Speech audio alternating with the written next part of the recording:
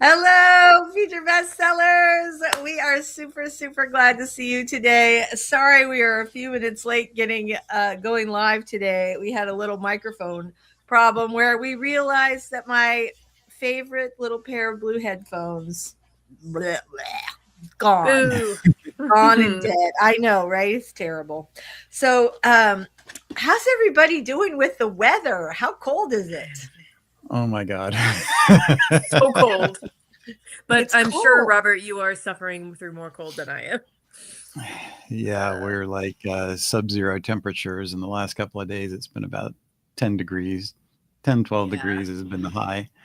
And we've had piles of snow. I mean, in our parking lot, it's like mountains of it now because we just Yep. got dumped. Yeah. That's It was same here. yeah. We're not like I think we will technically hit -1 sometime later this week, but mostly it's just been like highs in the upper teens and lows in the single digits, which is still pretty cold. I That think is our low was like -7 or -9 at one point. Bleh. that's crazy. That's crazy. We were below freezing last night. We were like in the high 20s. But Mhm. here's something crazy for Saturday night. There is a 6% chance that we are going to get snow on the Gulf Ooh. Coast Oh, of Florida really? because of something Wow. called I think it's called the Gulf, I don't know what it's called. Something like the Gulf snow effect, or anyway, it has some, like all the conditions have to be right. But we are looking at a possible 1/2 to 1 inches of snow in Ooh. Florida, which is That's crazy. crazy. It's Very insane. crazy. I sort of want it to happen. No, Like, that's right? nice, an inch of snow, Yeah, it's sure. a rarity. Yeah, it really is. Yeah, we did. Yeah, it's a little crazy. So let's say hi to our friends. Hi, it's Cool Gamer. Hey, Cool Gamer, we're super happy to see you this morning. Let us know if you're freezing your butt off or something else. Hey, free range female, super super excited to see you. Laura Nettles is here. Hi. Hi, we are super happy you are here today. 49 degrees That sounds this afternoon. It'll be great. 70, right? That's not Uh, bad. That's not bad at Yeah. all. That's probably that's about where, California. yeah, exactly. I think we're gonna hit somewhere in the 60s today, but it'll be like Mhm. 29 again tonight. We had to bring the space heater into the bedroom, which, Mm. which is usually just for my office because I'm kind of a baby. So anyway, I'm super, super excited. I did want to say, I want to give a little shout out. Let's see if I can do this. Hold on. Katie, aka Lainey Davis, is in the hospital this week. Oh, Oh. Let me see if I can. Wait, did I do it? Hold on. Oh, it already passed. Sorry, now we're going to see my whole thing. I left it up just for this. All right, never mind. You can see that I'm like, can't make Facebook work. Anyway, so hold on. I think they changed the layout again. Now I can't make it stop. God dang it. What? Stop screen. There we go. Okay, sorry. There's nothing more fun than having find out StreamYard like change the layout on you and you can't figure out what to do. Super fun. Yeah, so Katie, what they were in California, I think it was California. They were somewhere, I think it was out west, and flew back to her home of Pittsburgh, which was going to get 10 to 20 inches of snow that day. mhm. And it's funny because we had been texting when she was on the plane, and then I just didn't hear from her for a couple days. And this morning I saw that she had made an announcement on Facebook, which is the only reason why I'm sharing any of this because it's public already. She made an announcement on Facebook that she had gone into the hospital thinking it was maybe gallbladder issue, and they are not sure it's not that. So, but they're doing a bunch of Oh. tests on her and trying to figure out what's going on with her. So, Well, that sucks. Yeah, uh, right. we Mm. love her. She's an awesome part of our little community here, and I just wish her well and hope everything. Yeah, same. So, oh, good gracious. Free range female says 22 degrees here in Southwest Missouri this morning, balmy compared to earlier this week. Right? Yeah. Laura says I did my time in the snow, lived in Toronto from 2016 to 2024. Before that, I went to college in Utah. So you have I grew up in Denver, so I like escaped to Florida for college, and really, I mean, I've lived in other places, including Edina, Minnesota, which is a Minneapolis suburb. We lived in a number of places, but I've lived here for a very, very long time, and I've always loved Florida weather, but I will tell you, I went to Pittsburgh a couple of weeks ago and it snowed on the day that I left. And then this whole weird possibility with it maybe it's going to snow in Florida. And I'm feeling a little nostalgic for my childhood. Parts and yeah. So although I heard from someone that kids don't get snow days anymore, that they have to do school remotely. And I'm like, this feels like a terrible mistake that must be rectified. Yeah. Right? I mean, that's like the one great thing about living in a snowy community is that occasionally it's sunny, it dumps a ton of snow on you, and you get to play outside all day. Like that is. Yeah, I used to love the snow. I mean, it's beautiful in its own way, but the older I get, the less I like it. You don't want to drive around in it. You don't want. Yeah, I totally get that. It's cold. New York hasn't had a winter like this in quite some time, though. This is really cold and a lot of snow. Have you seen pictures of the Hudson River? No, like, actually, the ferries are going across, and there's just giant chunks of ice floating on the water, and it's like they're sailing through the Arctic. I would like be having Titanic terror attacks every time I got on a ferry. I'd freak out. Free Range Female says I'm the reverse. Grew up in Southeast Texas, moved to the Ozarks in the 80s, showing my age. I hate winter with a fiery passion. I used to. I mean, I really felt like that all the time until this year. So yeah, absolutely. All right, guys, let's go ahead and get started with some writing sprints. Yeah. Dying to know what everybody's working on today, so we'll get this. We'll chit chat about it after the break. Let's see what I've got here. I have to figure out StreamYard. I can turn it off. I just can't turn it, or I can turn it on. I just can't turn it back off. Okay, everybody. So let's do our very first 5-minute warm-up sprint. We're going to get our documents open, get everything taken care of that you need to, and come back and chat about what we are writing about today. All right, everybody. Here we go. We'll get started. 2, 1. Let's write.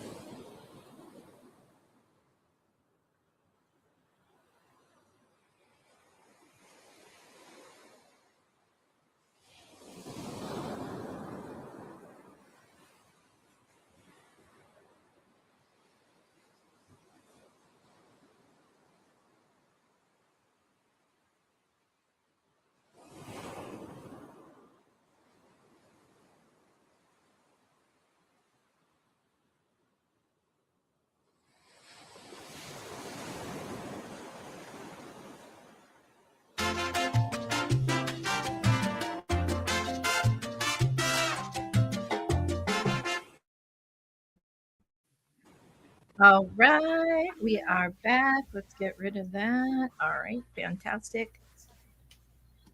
Okay, how'd everybody do on that last chat? Pretty What did good. everybody do on the last sprint, not the last? Good.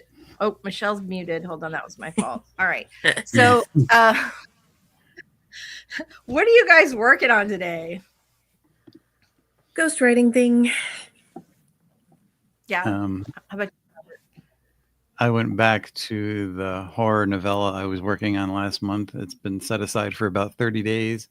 And with everything else going on, it was the easiest thing to work on to keep myself distracted and occupied. So I'm actually Nice. fairly involved with the story. I don't think it's shaping up to be that bad. I'm going to look to send it out to a couple of people probably when I finish it up next month and get it copywritten. So if there's any of our regulars in chat that want to be a beta reader, just let me know at storydetective@gmail.com, and you could read a short horror novella, provided you don't mind reading horror.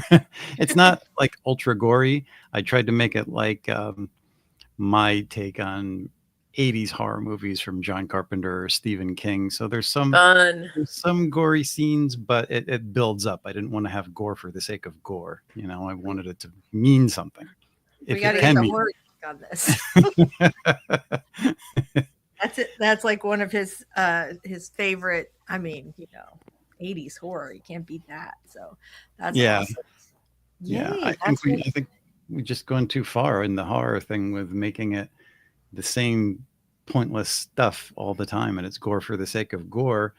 And I sort of got out of horror. I used to love it, and I'd watch every new horror movie that came out, and then it was like a group of college kids go over here and this happens to them. A group of college kids go there and blah, blah happens. And it's like, it's the same story, but with a different monster or set of circumstances and some college kids that act like assholes, and you don't care if they get killed by the monster.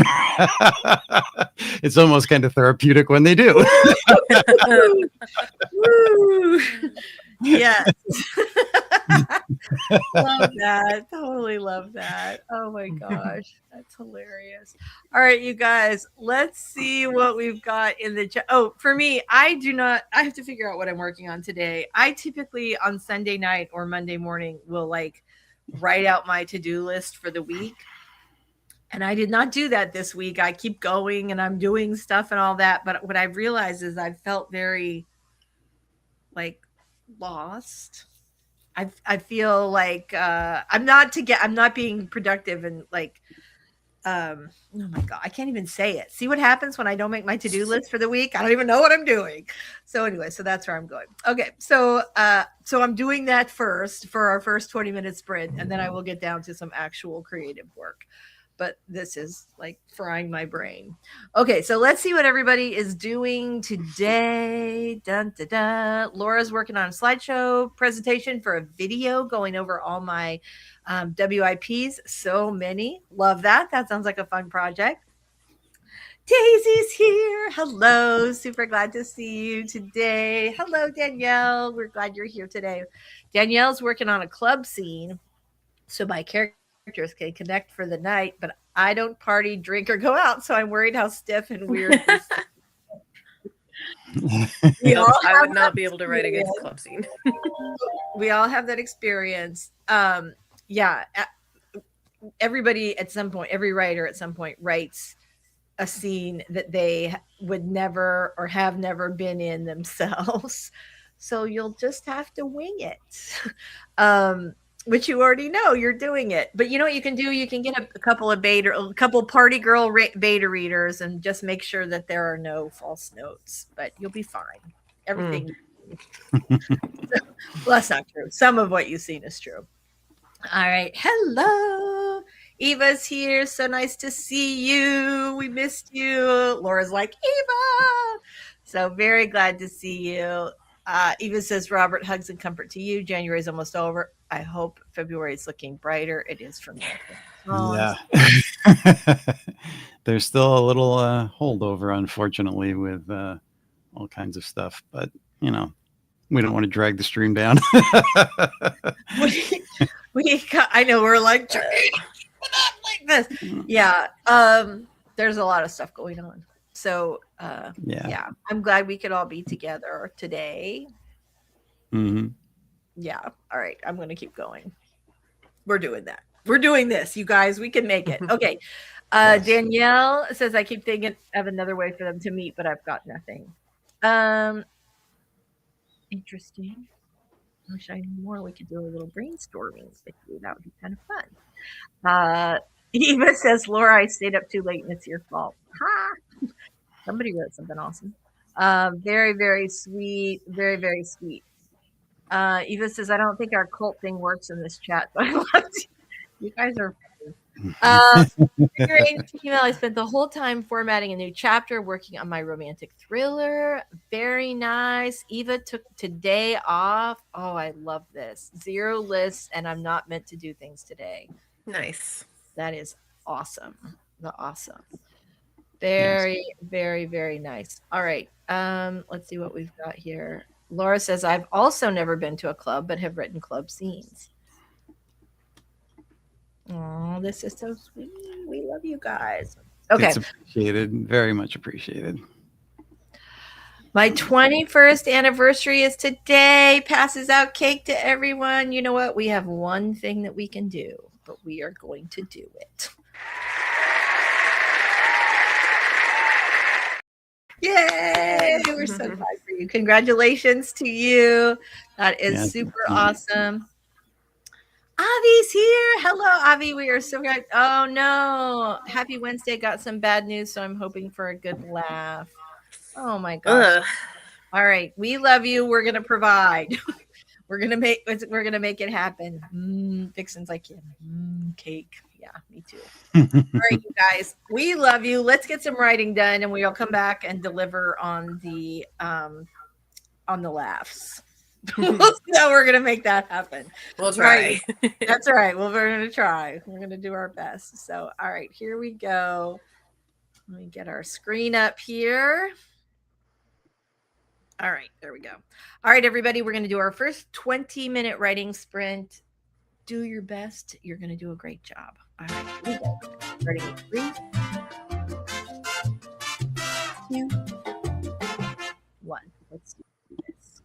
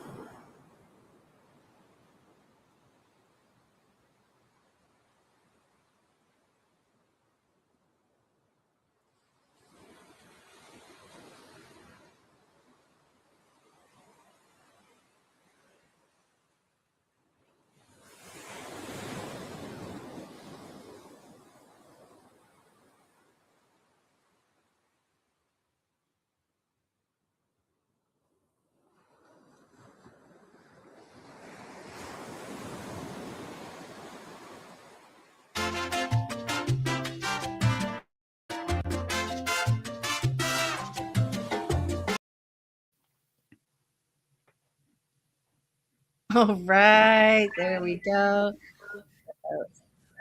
Hold on one second. So weird to do this without my headphones on because then when the thing starts like going again, I can hear the music, but you guys can also hear the music. So, all right, let's get all this going off. Okay, so I kind of have like a little bit of a block today. I was trying to think of something funny. And the only thing that I could think of was that today I saw a video where this cat was dragging what essentially looked like a plastic shoebox up a flight of stairs, like to great, peril, right? So drags this shoebox, but it's like a plastic one, up a flight of stairs and then gets in it and rides it back down to the ground like a slide. And then I was reminded of the fact that when I was a little kid, my brother and I used to put our cat in a box and give him a slide down the stairs. And my mom would be like, don't do that. You're going to freak out the cat. But he loved it. And then here I see a cat on the internet today dragging this box up the stairs on his own so that he can slide it back down into the, anyway. Sorry. That's all I've got today. I'm so sorry. There's a couple of apologize. They're making their own. There are some good jokes in the chat. Are there? All right, hold on. We're not getting them. Wait. Let's see. I'm almost done. This writer for I've accepted this will never end. Okay, this is good. Writer, an editor, and a beta reader walk into a bar. The writer orders a drink. The editor shuts cutting in half. The beta reader says, I like the first bar better. Thank you for your range email. You have accomplished our goal. Thank you very much. See, funny happened. Not because of us, but because of you guys. So I'm very glad about that. Avi is working on spooky middle grade stories, 13 stories, 13 teens at Cursed Cottage. It's a Hansel and Gretel retelling. Oh, I love it. Retold by the witch. I love it. Oh my gosh, this is awesome. Yeah. Love rooting for the villain. Yes, right?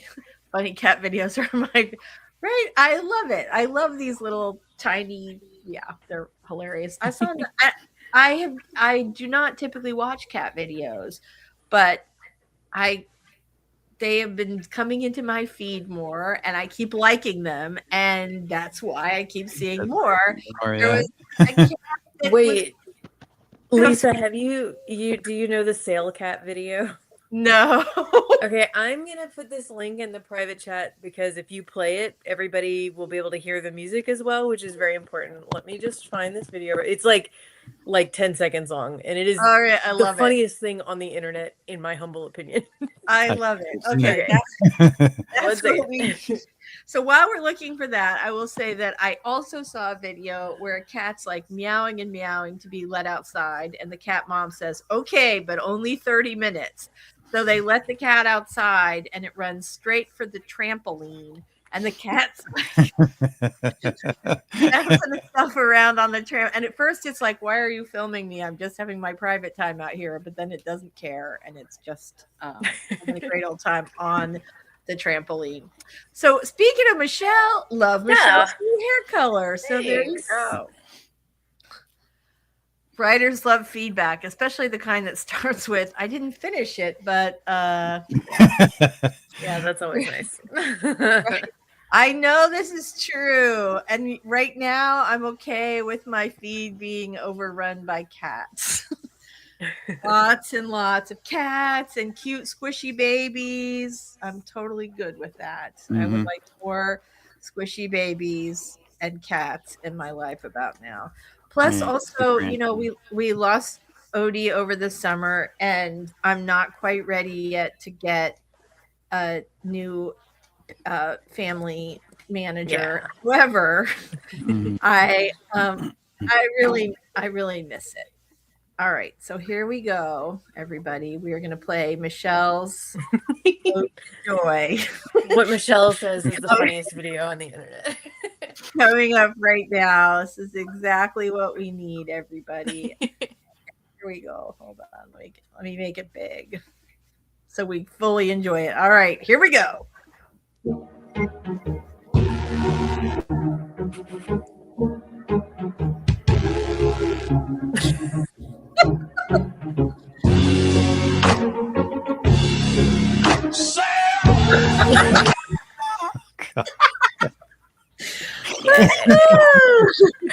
I Okay, love that that was video so much. hilarious.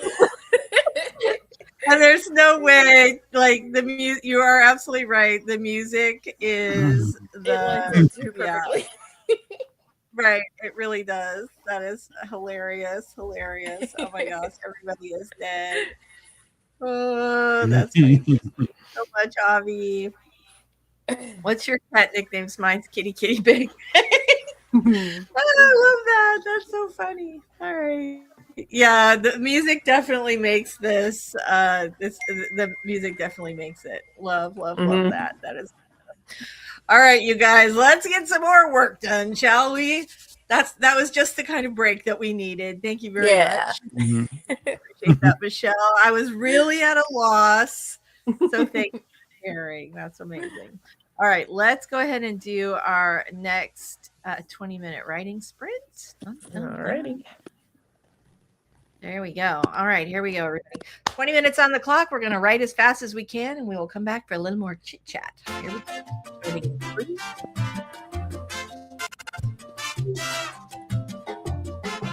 1. Let's sprint.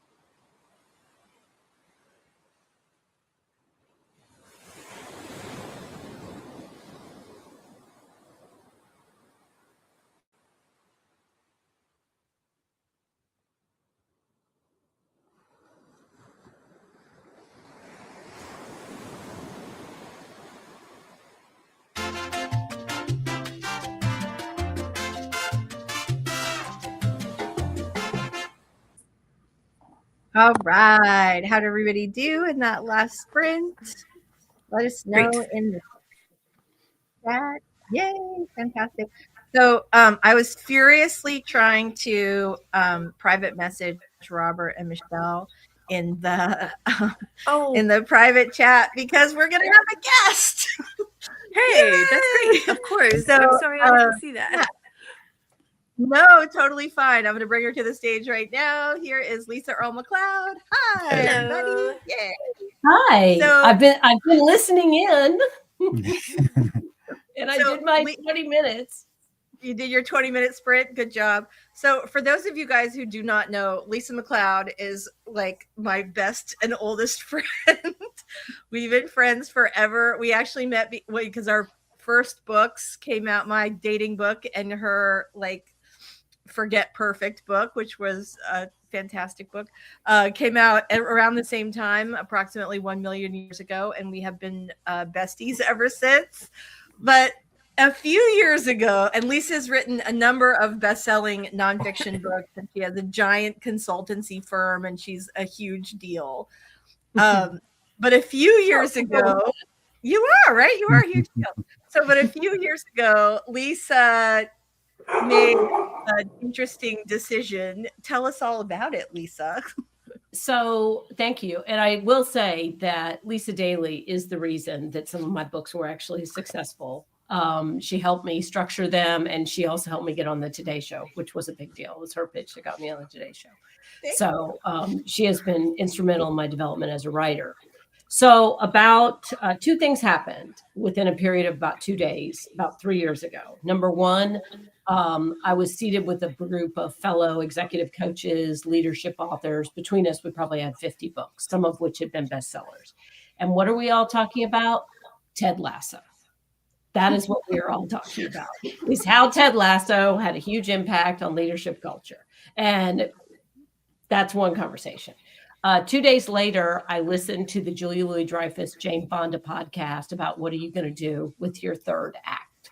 And Jane Fonda talks about being 59, which is the age I was when I was listening to this, and what you're going to do with your third act. So based on those 2 minor anecdotal experiences, I decided I should be a TV writer.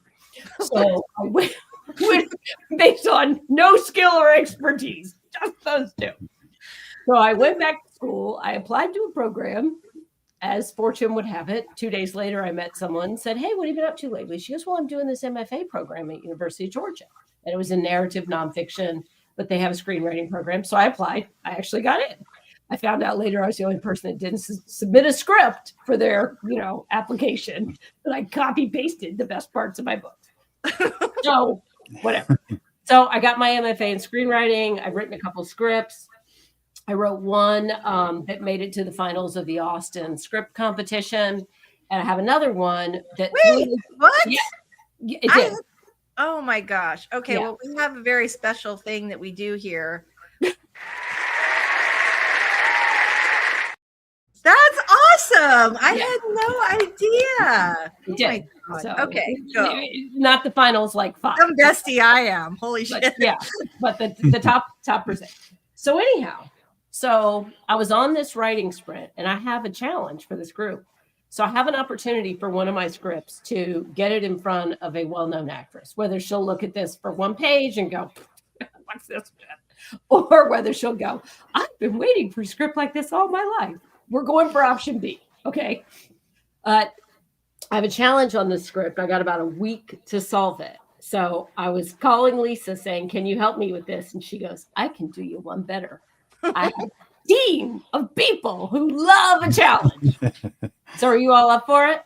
Sure. We're up for it. Writing brainstorm. Okay. So here's the scenario. And I'll tell you exactly what I need help with. I was writing this down. This also helped, as I'm sure you know. I used the writing challenge to write down what my problem was. And my problem is backstory. Because in a TV script, as I have learned, I thought it was writing the scenes and the dialogue. No, the scenes and the dialogue write themselves after you get really clear on your characters. I know you all already know this. I continue to not know this information and continue to write the scenes in the dialogue. So I've got a situation. I remember Lisa telling me many years ago, it's all about the characters. And I was like, no, what are they going to do? What are they going to do? No, it's about the characters. So anyhow, your advice is coming back. My character. So I have a cheating scenario that I need to explain. My character is an interior design influencer who is going to find out at the end of the pilot that her boyfriend is actually married. And she thinks, I know it happens. And he needs to be not a terrible person. He is not a serial cheater. So I need some work on his character. And what I have for him is they met at a wine party. She assumed he was the winemaker. He's not the winemaker. He's the wine distributor. He works for his father-in-law. He's not from Paris, France. He's from Paris, Texas. But our little influencer, who's not young, she's like 50 and she's had some bumps in her life, but she's always looking for how things look and how they look pretty. So she meets this guy and she just puts a suit of clothes on him that fits her little image around, oh, you're a winemaker. That must be fascinating. Tell me, what do you do? And they proceed to sit there over wine and get drunk. And she goes, oh, what's it like in Paris? And he does this fake French accent. And he's a middle-aged guy that works for his father-in-law.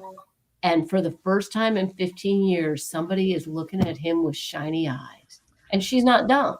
And she's not some 20-year-old. She's envisioning all the pictures in the vineyard and the kissing photo at the Eiffel Tower. Right. And his little contrived French stubble and his little pressed jeans and his Gucci loafers. Like, she takes all that and says, this is, oh, she comes from a scrappy blue collar background and she's trying to make it as a designer. And mostly she's just an influencer.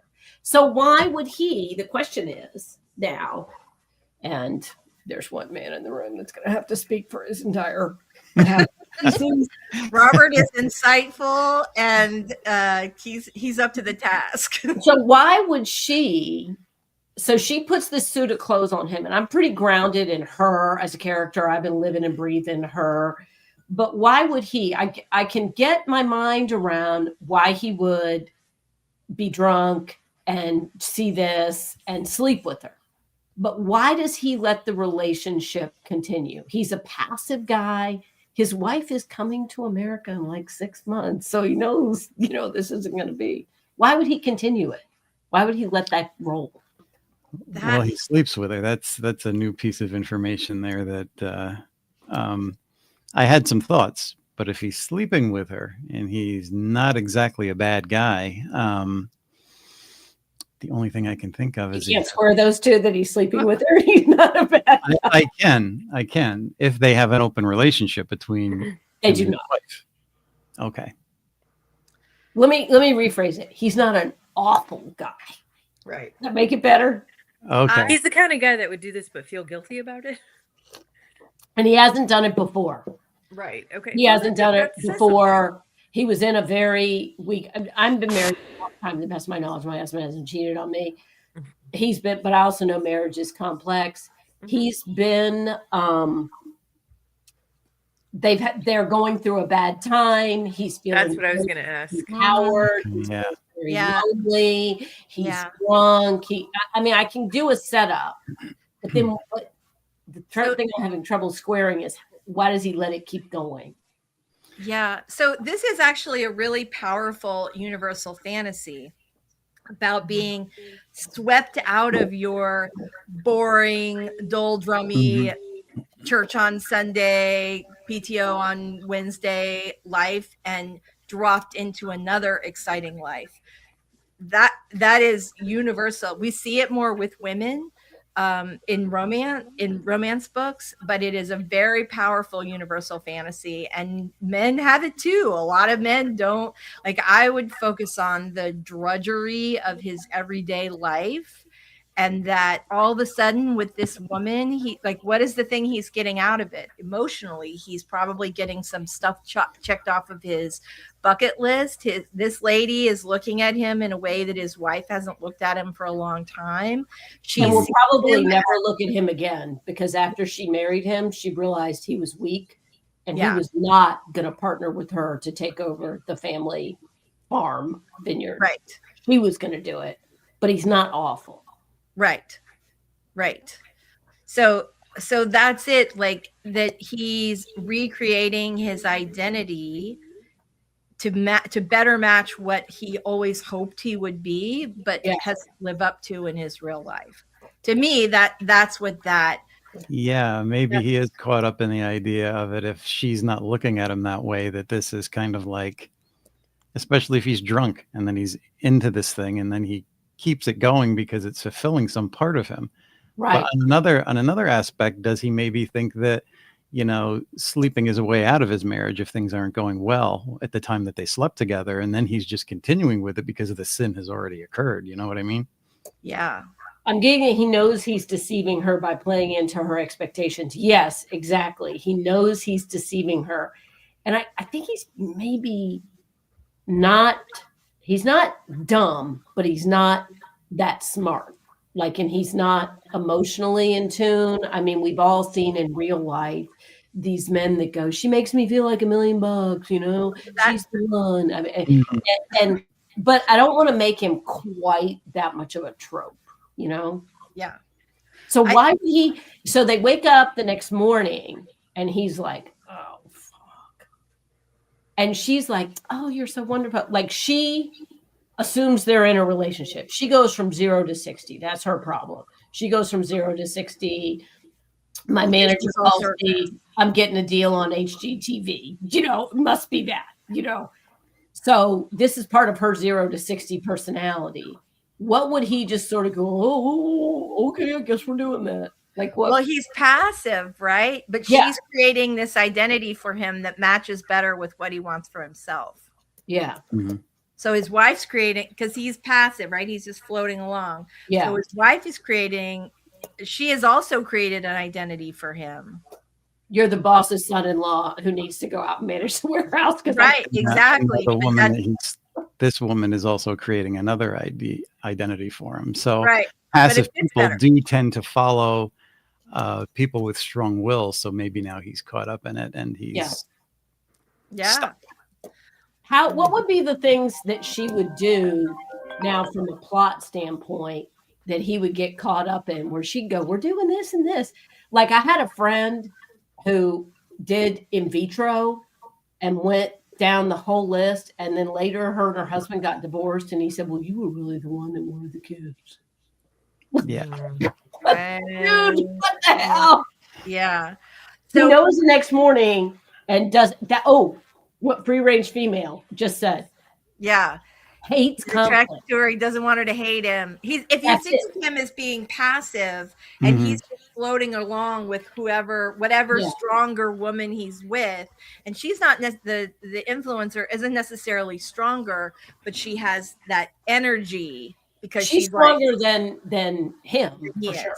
And she sees this future, even though it's just in Instagram photos or whatever, right. And it's all about, you can already see their adorable children in matching outfits running down the vineyard, down the paths. She's 50. That ship has sailed. Okay. But maybe they're adorable grandchildren. Yeah. Whatever. This Free Range Female, what you just said, doesn't want him to hate her. He doesn't want it, conflict avoidant. Mm-hmm. That's why he lets it go. Mm-hmm. Yeah. And I need her to look back and realize when the whole thing blows up. Oh. And since all stories are about growth, his problem is he gets caught up in these things and he doesn't have the courage or the wherewithal to just make a decision for himself. I mean, that's his underlying flaw. And I think if you take it from that point of view, you can kind of see that he needs to grow up and make some decisions for himself. Mm-hmm. That's it. He can't make decisions. And it's one of the things, this is what was missing and why his dialogue was falling flat. One of the things I learned, and you might already know this, he definitely knows this. Yeah. The hack for me in screenwriting that a very well-known one of the mentors told us was, I always think when I think about a character, I think about What is the number one thing you need to know about this person, and what behavior would indicate that, and how do I show it in the first scene? Yeah, well, that's what Saul Stein taught me. He said every character has a different script, and if you Yeah. understand their script, you know their motivation. Yeah. So that's the point that's Yes. missing, is his motivation. His motivation. That's what I couldn't get. Oh my gosh. Massive people pleaser. So what is, if you were to describe his, Hang on. We got to think about this. We're going to talk about it. One more question, and then we're going to go to a writing sprint, and we're going to think about this, and we'll come back and talk about it some more. you're So going to what, make me write it? God damn. It was so much more fun to talk about it. isn't that the truth? God, you guys are good, man. I can't tell you how much you all have helped me. I hope I didn't hijack the thing. I asked her. No, you're good. You're good. All right. We got to get over people this sprint. So, all right. So, we're going to come back and we're going to talk some more about this. Okay. But first, we're going to do a sprint. Dun, dun, dun. All right. Here we go. All right. All right, you guys, 20 more minutes on the clock. Let's get this done. We're going to get some writing done. Lisa, your assignment is to write yourself some character notes. Here we go. Starting in 2, 1. Let's sprint.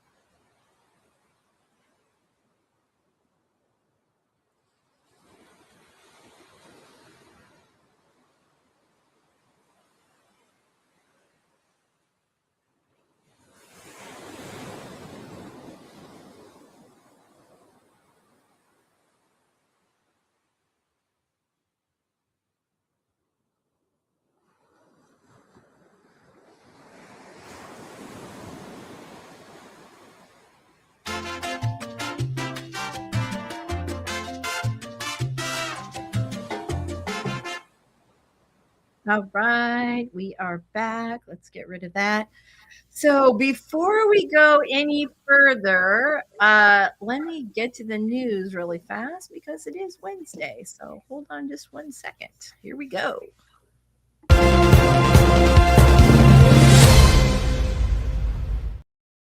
I will never not love that.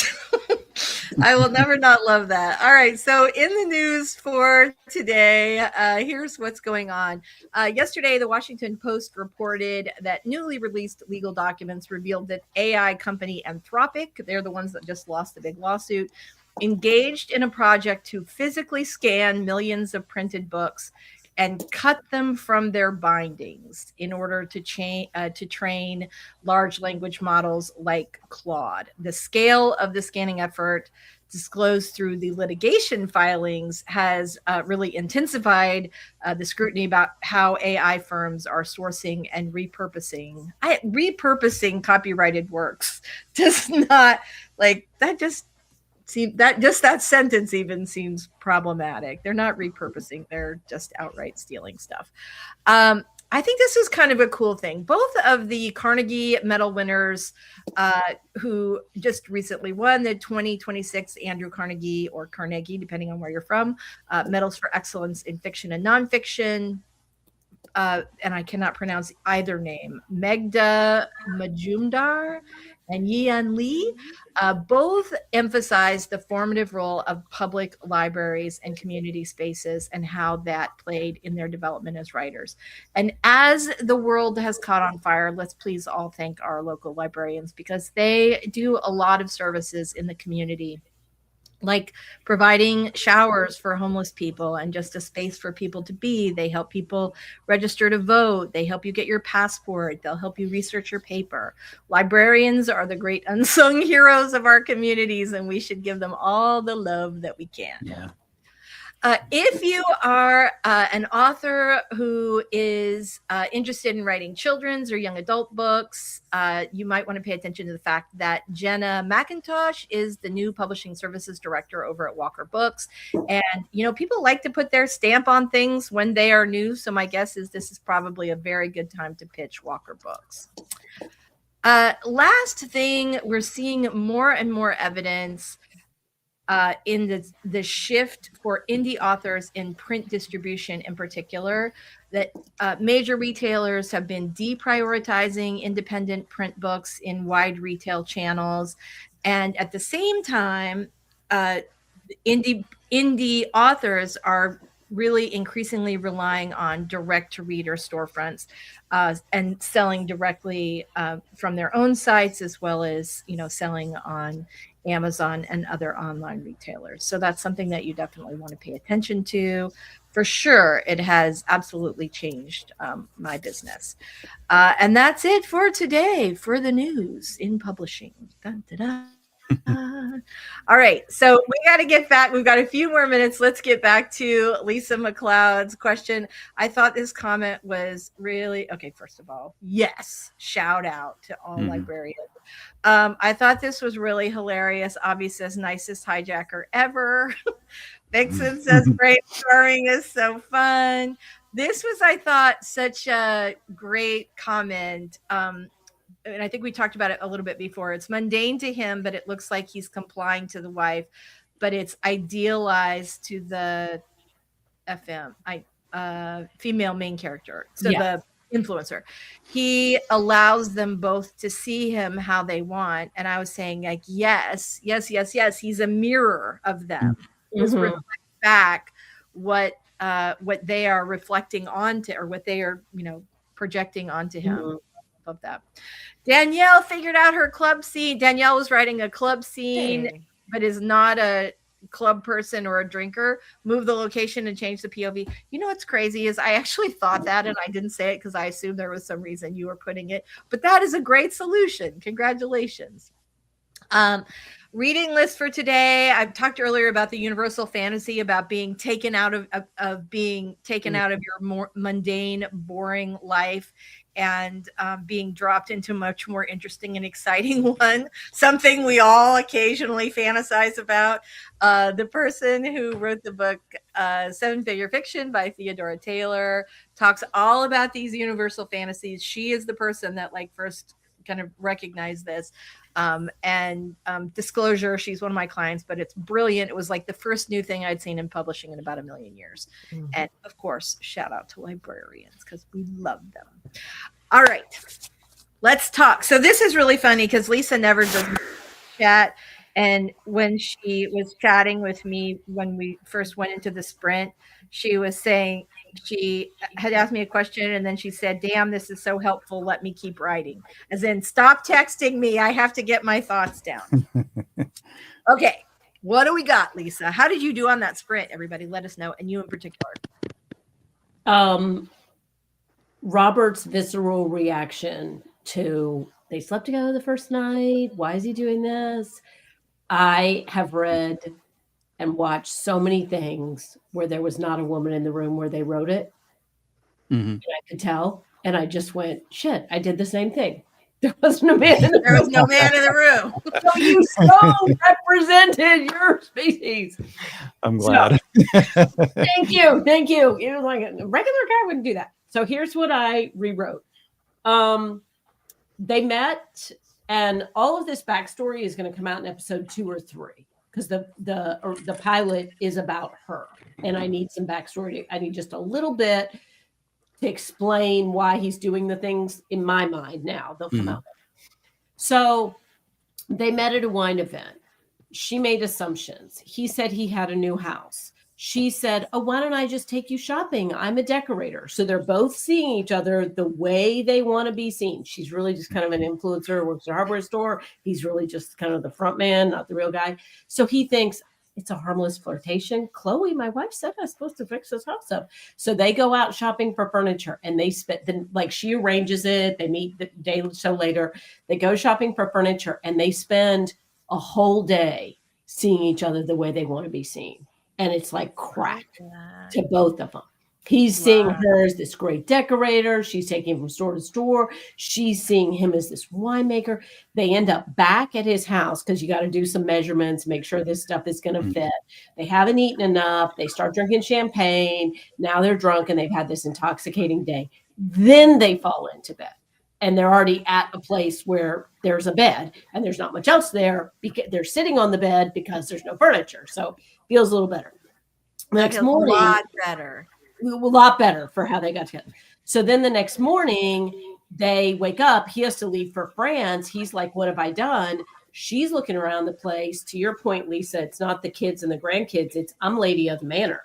This place looks great.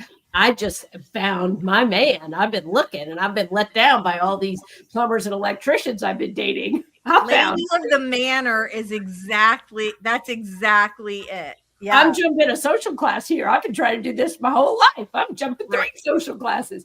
So then she sees herself as that. And he's like, wants to be nice. And he's like, well, I've got to leave for France. Get yourself some coffee, and I'll catch you later. Thinking, these are how one night stands go, right? I've never had one, but surely she'll know just to leave.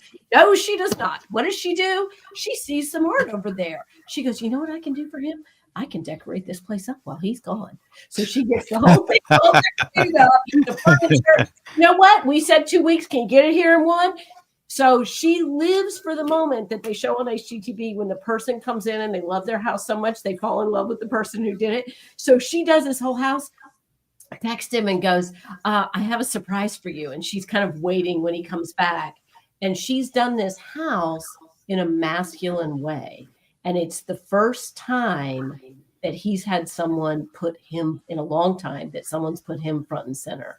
And she says, I thought about what you said about you like lacrosse or whatever bullshit, and I did this and I did this for you. And he feels seen for the first time in his life and he can't give it up. And that's how they end up together. And that Better? Yes. Yeah. Yes. Can he get into Sorry. Robert? Yes. Can he be a halfway decent guy and this happened to him?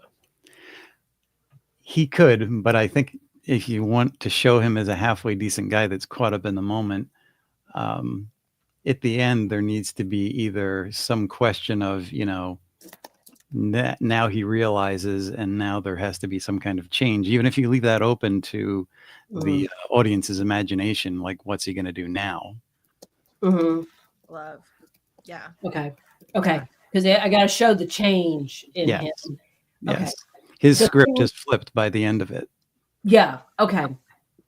This is so helpful. One thing I thought about what the behavior that I wanted to show, and it was John Strauss. I don't know if you know who that is that said that to me. And the second you hear it, character trait, behavior, you can't unsee it. And what I've come up with is kind of weak, but I'm going to work on it. And having a few passive people in my life, passive men, one of the things I notice is when you pose a question to them, like, do you want to go here tonight? They answer, sure, as if it wasn't a question. That's what passive people do. They answer an actual question as if it was as if you said, let's do this. So at the end, does the we wife are doing find out about it, or does he tell the woman he's having an affair with that he's married and he has to break it to her, and he's, physically not wanting to do that, but trying to stand up for himself and make the right decision? Or is it sort of like the scene at the end of Love Actually, after the guy is sort of having his fair affair of buying the chick the necklace, and then his wife meets up at the end when he comes back in the airport, and she's like, it's fine, life is fine, life goes on. It's like, what are they going to do next? So does the wife find out, and it's like, the wife is going to find out because the whole thing goes live. The influencer finds out at her party because this big design influencer comes and recognizes him and goes, "Where's Chloe?" And our star is like, "Who's Chloe?" And the person telling the information has no idea. She's the bigger village. She goes, "Well, his wife. I knew Petey was here." He calls himself Pierre. "I knew Petey had come over, but isn't Chloe coming over?" So you know how you've seen those scenes where someone's revealing all the information and they don't even know they're doing it? Right. And this is at this big party that she staged. And so people are filming her reaction. So that's how the wife finds out. I just had this odd thought from the wife's point of view, thinking, she tells him, "I've been wanting you to make a decision for yourself. I didn't want it to be this one." Right. Oh, so good.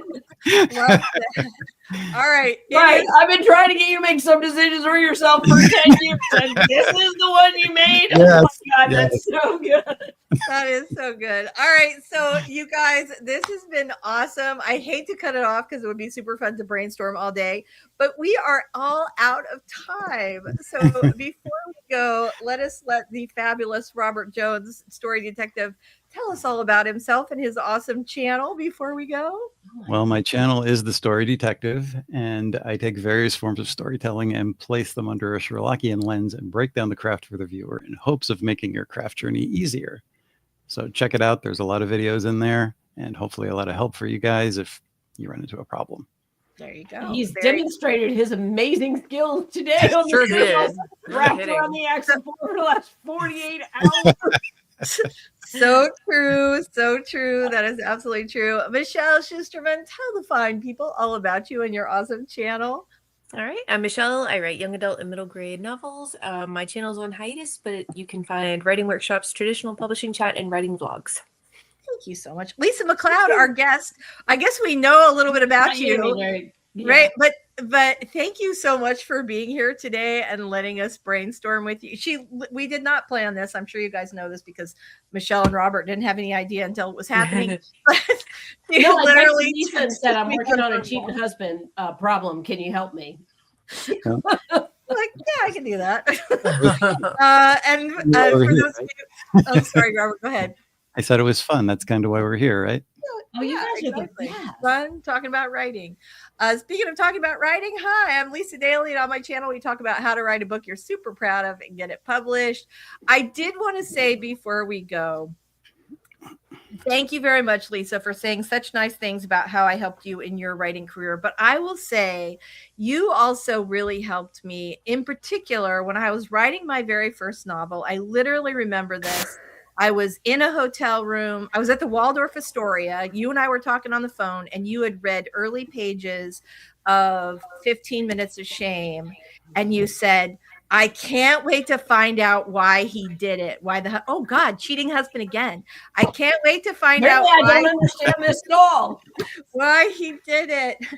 And it made me think, oh shit, I have to have a reason for why he did it.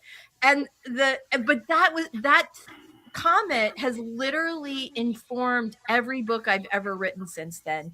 And I got a stellar Publisher's Weekly review. It was my very first novel, and they said it had surprising depth. And every time I read that quote, I still think of you, and that I would not have that like fabulous quote if you had not asked that question on my very first book. So what a full circle moment. I had forgotten that. I remember it now. And I'm like, okay, everyone wants to know why he did it. And I can't come up with a reason. I do love. And you know what the other thing you did for me was that you said, when I sent you the pages of the book, and this is when Stop Getting Dumped was huge. I was doing television. I was speaking and all that. And it was bringing in a lot of money. And I sent you, I think, just a page or 2 pages of 15 minutes. And you read it and you said, this is what you're supposed to be doing. It literally changed. The second I read it, I was like, exactly. You're not meant to give dating advice for the rest of your life. You're supposed to write this. And here we are. So anyway, you guys are awesome. Thank you so much. I just like, it's crazy as long as we've been like together, that not together, but together, how much of an impact you've had on my life. So anyway, you're so great. And thank you, Robert. Thank you a lot. You're welcome. You guys are awesome. All right, guys. Thank you so much for being here today. Sorry, we're running a little bit late, and I feel like Michelle had to pop out because she usually has a meeting at 1. So you guys are awesome. We will see you next week. Take care, everybody. Keep those keyboards